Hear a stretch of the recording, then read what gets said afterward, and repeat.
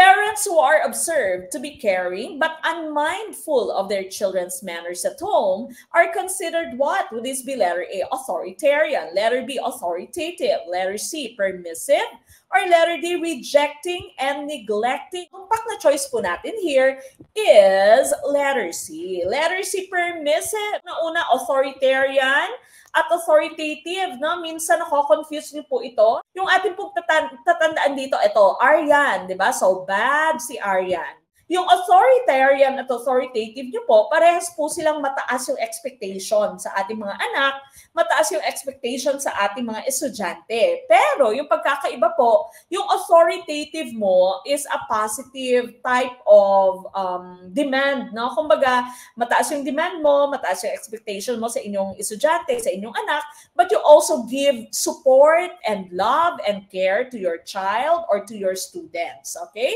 Pero yung authoritarian naman po, expectations ka lang lahat pero wala ka namang support na binibigay. Now, permissive and uninvolved on the other hand, parehas naman po sila dahil parehas po silang mababa yung expectations. Pero yung pagkakaiba naman po, your permissive is warm and loving, no? So, they give everything. And uninvolved naman po, wala nang demand, wala nang expectation, wala pang warmth, wala pang support, okay?